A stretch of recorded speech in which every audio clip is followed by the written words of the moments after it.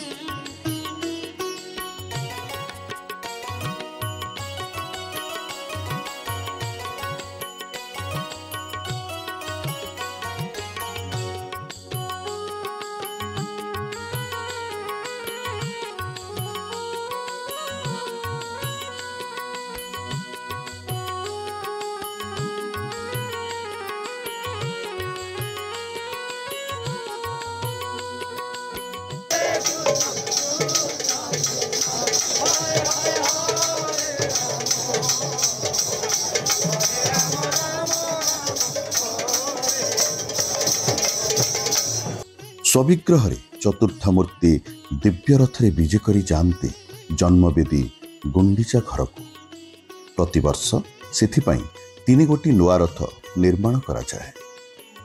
बड़ भाई बलभद्रंक रथ तालध्वज, भौणी सुभद्रांक रथ देवदलन और बड़ ठाकुर महाप्रभु श्रीजगन्नाथंकर रथ नंदी घोष। पृथ्वी रे जेते मंदिर अच्छी एवं जेते जगार रथ होउची सबुठारु विशेष कथा होउची जगन्नाथंक रथ नियारा। एमिति रथ आ कोठी हो नाही, कारण जगन्नाथंकर जहाँ सब है सब नुआ है। अन्य जगार रथ कर दियंती एवं से रथ को रखी दियंती भांगिकी पुणी तार पर वर्ष को से काठरे जोड़िकी कर दियंती। जगन्नाथंक रथ जेते काठ लागू जेड़े मोटा काठ लागू सबु वर्ष नूतन भाव तैयारी होता है। यह ही विशेषता पुरी रथर। आज पर्यंत प्रभुंक कृपारू रथ हो आसुची। ए रथरे विशेषकर फासी काठ, ढौरा काठ, असन काठ ये 3टी काठर पर्याप्त परिमाण में व्यवहार करा जाउची।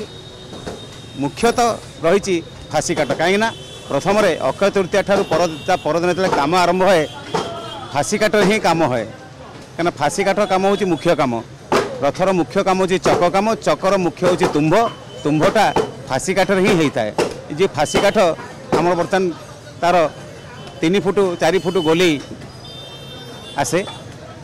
से अनुसार आपण भावुथिबे जे प्रत्येक वर्ष एते मोटा काठ किपरि अछि। जगन्नाथंकर अपार करुणा, तांकर रथ को से निजे तैयारी करछंती एवं सबुठु जेते जोटी रथ तैयारी होछि पृथ्वी रे सबुठु उच्चतारे पूरी जगन्नाथंकर रथ अधिक उच्चा। एठी पर्याप्त परिमाण में कारीगर लगी काम करछंती। प्रत्येक वर्ष यही काम होउछि। चलित वर्ष मध्य सुरखुर रे ये काम चली। प्रभुंकर रथ कार्य बहुत चलचंचल अच्छी रथ कला। बर्तमान चक काम जेहेतु आपण मैंने देखिपे मो पछपटे सब किभली भाव चक तैयारी एक थुआई।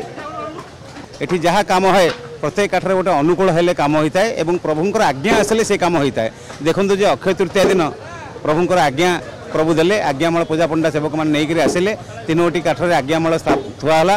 रथ कार्य शुभ दियाला। तापर रथ कार्य ता परदिन ठारू सुचारू रूपे चलला। जेतेबेले नृसिंह चतुर्दशी तिथि आसिला आमर गोटे गुज अनुकूल अच्छी। से गुज अनुकूल है गुज काठ हणाला। बर्तमान भौणी तिथि पूर्व जो चक अख सहित संयोग कर अख आमर गोटे अनुकूल अच्छे। अख अनुकूल है अख बर्तमान तैयारी संपन्न थुआई। चक थुआई केवल प्रभु का आज्ञामाल को अपेक्षा। भौणी तिथि प्रभु का आज्ञामाल आसिले 2-2टी चक सह गोटे गोटे अख संयोग कर प्रभु का आज्ञा सबू हो सबू हम। आगामी तिथि नेत्रोत्सव तिथि। नेत्रोत्सव तिथि रे प्रभु आज्ञा देवे, आज्ञामाल पठेबे। तांको 3टी जाक रथ तांको द्वारे जाकरी दंडायमान हबो एवं ता परदिन प्रभु गुंडीचा यात्रा करिवे। गढ़ा जाउथबा 3 गोटी नुआ रथ पई श्री पंचमी अर्थात सरस्वती पूजा ठारू श्रीक्षेत्र को काठ आसीबा आरंभ होइथाय। काठ कटा आरंभ हुए पवित्र रामनवमी दिन। चंदन यात्रार आरंभ दिन अर्थात अक्षय तृतीया दिन रथ अनुकूल बा रथ निर्माण कार्य आरंभ होता है। आमर ये 2025 मसीहार पवित्र अक्षय तृतीया दिन आमर टेम्पल ऑफिस सामने 3 खंड काठ पड़ी थाए से काठ 3 खंड पूजा अर्चना सब होकर ठाकुर आसती देवड़ी विमान में विजे आसती आसिक से 3 खंड काठ पाखे सामुलिया होता है से सामुलिया पाखे दिन रुहति से पुरोहित ब्राह्मण मान सब पूजा पाठ कर होम यज्ञ कर ठाकुर पाखे मत जो डकागला मुझे जाकि नड़िया बरुण आनिली नड़िया बरुण होकर बर्तमान मुझे आम 3 जन महारणा यही प्रकार बरुण होमर कार्य से तापर महाप्रभुंर आज्ञाबल आसला सांगे नहीं से आसते 3 जन पंडा सात से पंडा सात 3 खंड माल को 3 रथर ठाकुर जगन्नाथ सुभद्रा 3 ठाकुर काठ उपर माल तक थुआ है आज्ञाबलटा थुआ है ये आज्ञाबल थुआला पर आमर से शाड़ी बंधा अच्छी आम से शाड़ी बंधु आम 10 जन महारणा तापर कमार रूपकार भोई एम सब शाड़ी बंधा सरला आमर से रथ अनुकूल से काठ 3टा पाखे अनुकूल कर रथ को से काठ अनुकूल करके आम से माल टी माँ चर्चिया पाखे दौ माँ चर्चिका पाखे कहीं दौ ना माँ चर्चिका आमर साहा वर्षा रथ या भितर प्रभुंर बराद अनुसार माँ चर्चिका रही आम मान को साहाय्य करती ऊपर काम है बेले आम कौन बाधा विघ्न है ना आम अच्छी जदि माँ को भोगराग नक माँ को कार्य नक आम ऊपर काम को जाऊँ से असुविधा कौन गोटे घटे खंडिया खाबरा हो जाती बेला पर हाथुड़ा माड़ हो जाए कौन गोटे गोटे क्षति घटे तेणुक आमर ये जो पूजा पाठ करी आम माँ का आश्रय नहीं कम करूँ प्रभु को आश्रय नहीं कम करूँ आमर किसी अघटन घटे ना ये पूरा परिस्थिति आज्ञा मार दे आम चलिकी आसू 3 महारणा चलिकी आसी आमर जो प्रथम नाहक तुम्ब 3टी आम गोटे जोड़े नाहक तुम्ब को दासी ताको चिन्ह मारी अनुकूल से गोटे करूँ ये अनुकूल सरला आम घर को जीवा को बाहर को आमको महारत मिले मंदिर तरफ ऑफिस तरफ से महारत नहीं आम घर को चली जाऊ ता परदिन आसिक ये पहुँचला करचिया लगी था से कौन करती से काठ को जो अनुकूल हो से 3 खंड काठ को आम आमर कि काटिकी दिखती काटिक देला आम कुआर साहय गोल करूँ जी तार हवा कथा तमर जी विधि विधान अच्छी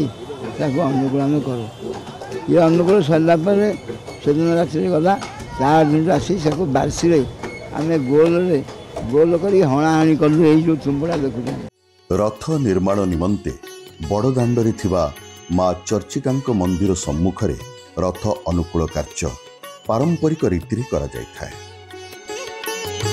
ये पर्यायर आमर आउ अन्य सब काम हुए 14टी तुम्ब सारे आमर चेष्टा चली पूरा परिश्रम करी आमर सरंती सोमवार भितर नृसिंह चतुर्दशी भितर आमर तुम्ब प्राय सरी जाए नृसिंह चतुर्दशी आसे नृसिंह चतुर्दशी आमर गुज अनुकूल है गुज अनुकूल केमी हम ना रूपकार आसती से दिन से नृसिंह चतुर्दशी दिन ताकर दिह आसी ठिया होते दिह ठिया दिह को पाखे से अनुकूल करती सिंह चित्र जो है 4 बटाक नृसिंह चित्र होता है खोदी रूपकार मान कर कमटा से है तापर आम रथर गुज कोड़ुका जलयंत्र इत्यादि जिते सब काठ अच्छी से काठ सब लगे ये हरमुड़ी काठ आसिक ये सब तैयारी है गुज कोड़ुका जलयंत्र ये तैयारी है ता सागर आमर ओरा आ मठा काठ बोले भूई 3टा भूई जो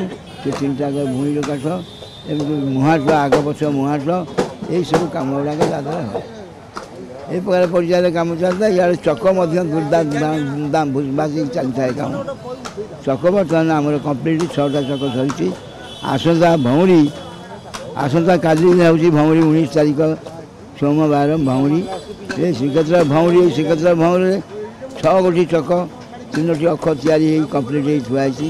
ଅଖ ଚକ ଲାଗି ହେଇକି ଆମର 3ଟା ବାଡ଼ର 3 ଚକ ଥୁଆ ହୁଏ।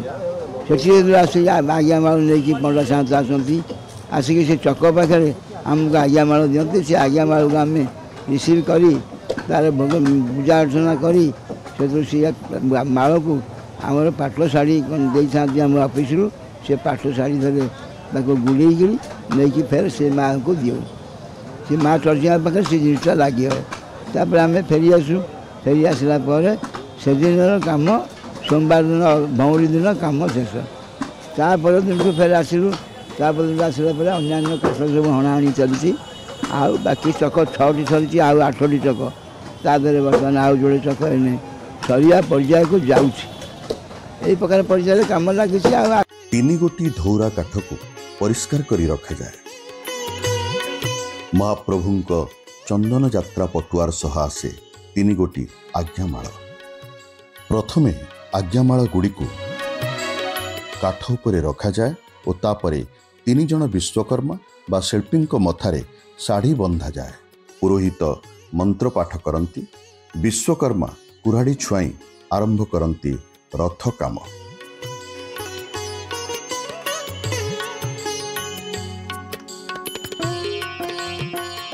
ଠାକୁରଙ୍କ ରଥଗୁଡ଼ିକ ବେଦବିହିତ ଶିଳ୍ପଶାସ୍ତ୍ର ମାନସାର, ଅପରାଜିତା, ପୁଷ୍ପମ୍, ଶୂଲ୍ୟସୂତ୍ର, ବିଶ୍ୱକର୍ମୀୟ ରଥ ନିର୍ମାଣ ପଦ୍ଧତି, ଗୃହକଣ୍ଡିକା ଓ ଶିଳ୍ପସାର ସଂଗ୍ରହ ଶାସ୍ତ୍ର ବର୍ଣ୍ଣିତ ପଦ୍ଧତିରେ ନିର୍ମାଣ ହୋଇଥାଏ।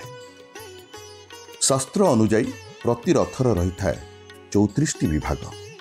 ଚକ, ଦଣ୍ଡିଆ, ଅର, ବାଙ୍କି, ହଂସପଟା, କଣି, ଶଙ୍ଖଦ୍ୱାର, ଜାଲି, ଗାଙ୍ଗପଟା, ସିଂହାସନ, କନକମୁଣ୍ଡାଇ, ଭୂମି, 16 ନାହାକା, ମକର ଦଣ୍ଡା, ବସନ୍ତ, ଦୁଆର ଘୋଡ଼ା, ସାରଥୀ ପିଢ଼, କୁମ୍ଭପଟି, 8 ନାହାକା, ବାଙ୍କି, ପିଢ଼, ଚାଷୀପଟା, ଦଣ୍ଡା, ପାରାଭାଡ଼ି, ଖପୁରୀ, ପାଦ, ଓଲଟଶୁଆ, ଦଧିନଉତି, କଳସ, କଣ୍ଡି, ଦଣ୍ଡ, ଚକ୍ର ଓ ଧ୍ୱଜ ବା ପତାକା।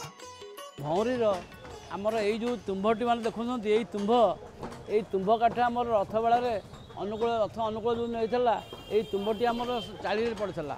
ଏଇ ଚାଳିରେ ଏଇ କାଠ ଅନୁକୂଳ କରିବା ହେତୁ ଆମେ ଅକ୍ଷିତୃତୀୟା ବାସି ତାକୁ ଏଇଟା କଟିଂ ହେଲା। କଟିଂ ହେଲା ପରେ ଆମେ ତାକୁ ଗୋଲ କଲା ପରେ ଏସବୁ ବିନ୍ଧରାକ ସବୁ ବିନ୍ଧରା ସବୁ ଅନୁକୂଳ ହେଲା। ବିନ୍ଧ ସାଙ୍ଗରେ ଅର ପଶିବ। ଇଏ ଅରର ବି ଗୋଟେ ଅନୁକୂଳ ଅଛି। ୟାର ପଟହଣାଟା ଅନୁକୂଳ ଅଛି, ଏଇଟା ନାଗି କରିବା ଗୋଟେ ଅନୁକୂଳ ଅଛି। ଦୁଇଟାକ ନାଗିଗଲା ଗୋଟେ ଅନୁକୂଳ ହେଲା।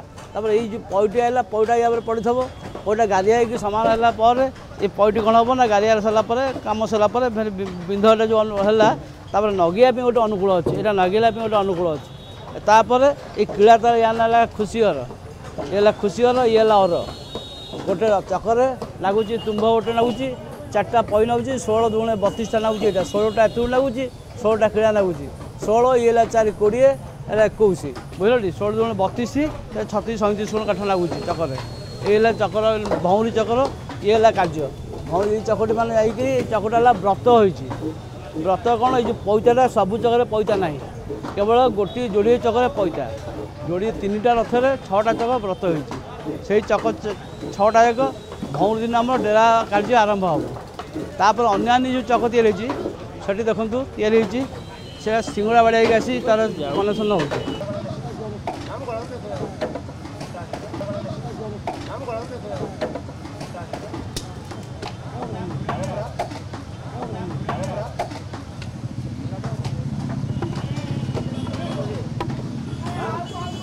ଯେଉଁଭଳିଆ ଯେଉଁ କାମ ଆଗେଇ ଚାଲିଛି, ଆମର ଅକ୍ଷି ତୃତୀୟା ଦିନ ଯିଏକି ସେଠି ରଥ କାଠ ନିର୍ମାଣ ହୋଇଥିଲା, ସେ ନିର୍ମାଣ କାଠ ଆସି ଏପଟେ ସେ କାଠ ବର୍ତ୍ତମାନ ଗୁଜ ତିଆରି ହେଉଛି। ତା'ର ପାଖ କାଠ ଅନୁକୂଳ ହେଲା ରଥ ଚାଳିରେ। ସେ ତୁମ୍ଭ ତିଆରି ହେଲା। ତୁମ୍ଭର ତା ଦେହରେ ଅର ଫେରେ ଅନୁକୂଳ ହେଲା। ତୁମ୍ଭ ଯେଉଁଟା ଗୋଟେ ଅନୁକୂଳ ହେଲା, ତୁମ୍ଭଟା ଅନୁକୂଳ ହେଲା ପରେ ବିନ୍ଧଟା ଅନୁକୂଳ ହେଲା। ବିନ୍ଧ କାର୍ଯ୍ୟ ହେଲା। ବିନ୍ଧ କାର୍ଯ୍ୟ ପରେ ଫେରେ ଅର ନାଗି ହେଲା। ଫେରେ ଅର ଅନୁକୂଳ ହେଲା। ଅର ନାଗିବାରେ ପଇ ଅନୁକୂଳ ହେଲା। ପଇ ଆସି ନଦେଲା, ପଇ ଅନୁକୂଳ ହେଲା। ପଇ ଅନୁକୂଳ ସରିଲା ପରେ ବର୍ତ୍ତମାନ ଆମର गोटे मुहाट सरी मुहाट दुईटा सरी जाइए आउ बर्तमान आउ दुईटा लगा पास मुहाट आसो पास मुहाट से कार्य हम गुज या गुज कण गुज तीख गुज आउ गुज कुड़ुका जलांतर निराड़ी एम सब काठ गुड़ाक हणाहणी चली कम तार संपूर्ण हो जाइए बर्तमान चलती गोटे चक फिर पिंधा हे चक पिंधा मैंने कौन पई सागर अर पई एकाठी हेले गोटे चक या बाड़िया भाई सब संग्राम कराई अन्य काठ कटाटी ओरा भूईर श्रेणीर जो जो जो कहती एकतला दुतला तीन तला कहती तार भी आम तार भूईर खदीगुरा ता व्यवस्था कर देचु तापर सब सब सब सरी सारा सब सब साइड थुआई अन्य कम चली जो जो जहाँ कम कर जगन्नाथ महाप्रभु काम खूब जोश भी आगे चली कौन असुविधा नहीं प्रशासन का बहुत सुविधा सुजोग बहुत काम जोश आगे चली ना आज जाए भी एत कम हो न था जे कि 21 दिन भर केते कम हो बहुत जोश कम आगे चली कौन असुविधा नहीं फिर अन्य काठ भी आसी से काठ आसी फिर कम हम आम 40 फुट अठन था 40 फुट अठ बर्तमान गाड़ी न जाए थुआई ओल्डिया हेले सी बछा दिहे फिर अख तैयारी हे भौरी पे गोटे अख भी संपूर्ण तैयारी सरी जाइए बाहर पड़ी आ जोड़े चक बाहर तैयारी चाली थुआई जे कि महाप्रभुर आज्ञामूल आसिले से चकटी बाहर को बाहर आज्ञामूल आसिले रजानर पाखे ठिया हे रजानर ठियाला चक जा आदेश चक डेरा है चक डेरा कार्य आरंभ सारापर एठू आज्ञामूल जीव चक मान आज्ञामूल दिहले से चकटी जो चक दिए से चकटा आमर है गोटे चकटा आमर से चकटा कि व्रत है व्रत मान ब्राह्मण पिला व्रत हेले गोटे पैता पकाए से चक जो चारिपटे देखो पैता पड़ी से चकटा केवल मार्क मार चक यही चकटा भौरी दिन आम जगन्नाथ महाप्रभु विजय आसिले विजय आज्ञामूल आसिले से चकटी डेरा हे से चकर कार्य संपूर्ण सरी जाइए व्रत बोली चक कई लोक जानते चक तो चक रथ तो बयास चक हो चक जो 6टा चक कितु सी व्रत हुए तापर जो जगन्नाथ महाप्रभु आज्ञा से चक तैयारी होता है जो आज्ञार अनुकूल होता है तार आज्ञामूल आसी पड़े से चक डेरा हेले भौरीर चकटा निर्माण कार्य शेष हम 21 दिन शेष हम रथ खଳାରେ नृसिंह चतुर्दशी बा बैशाख शुक्ल चतुर्दशी दिन रथ मानकर गुज अनुकूल होता है गुज हेउची रथ मानकर रक्षा कवच रथ मानकर चारि कोणरे गुज खंजा जाइथाए चर्चिका मंदिर सम्मुखरे जंता गाड़ खोला जाए ए गुज गढ़ा जाइथाए एवं श्रीक्षेत्र भौरी दिन रथ अखरे चक खंजा हेबा कार्य आरंभ हुए एहिपरि भावरे आगे चले रथ काम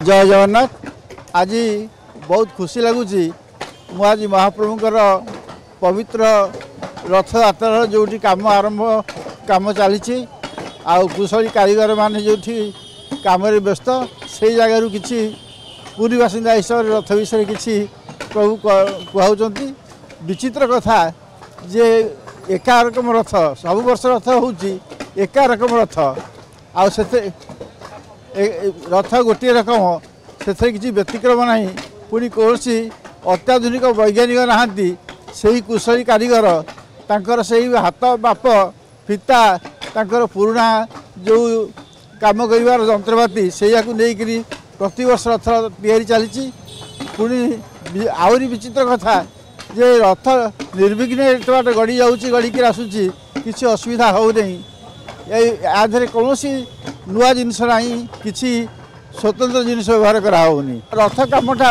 निर्दिष्ट दिन अक्षय तृतीया दिन प्रतिवर्ष आरंभ हुए एवं ठीक रथ पूर्व से कम सरी जाए जो दिन जहाँ हम ता निर्दिष्ट भाव होता है व्यतिक्रम किसी हुए ना अति श्रृंखला भाव हुए। बलभद्रଙ୍କ तालध्वज रथर उच्चता 32 हात 10 आंगुली 763 खंड काठरे यह रथ निर्मित होता है। यह रथर चक संख्या 14। देवी सुभद्राଙ୍କ रथ देवदलनर उच्चता 30 हात 711 खंड काठरे याकू तैयारी करा जाए। यह रथर चक संख्या 12। महाप्रभु श्री जगन्नाथଙ୍କ नंदीघोष रथर उच्चता 33 हात 5 आंगुली। यह रथ निर्माण निमित्त 832 खंड काष्ठ आवश्यक होता है। रथर चक संख्या 16 एवं प्रति चकर व्यास 7 फुट। रथ खलारे रथ गढ़ा आगे चली एणे नरेंद्र पोखरी रे चाप चंदन।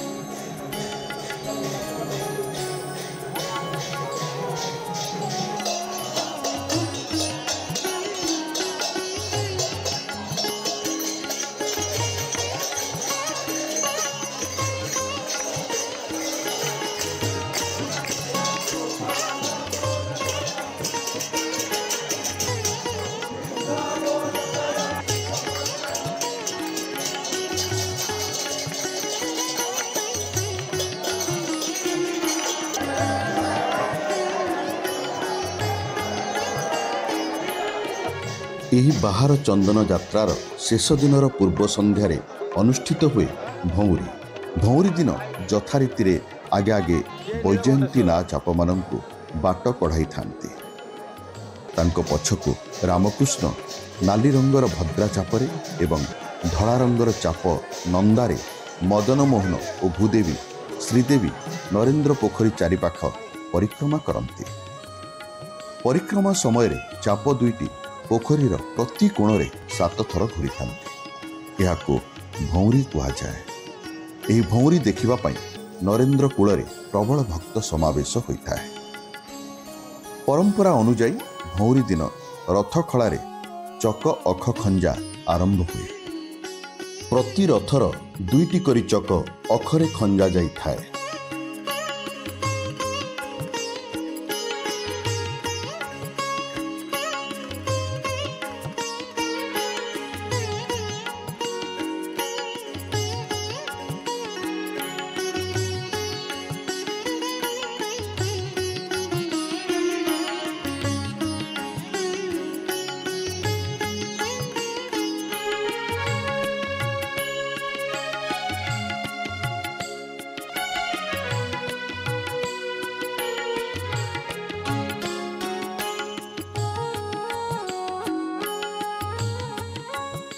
हम महाराष्ट्र से आए हुए हैं, बीड़ जिले से।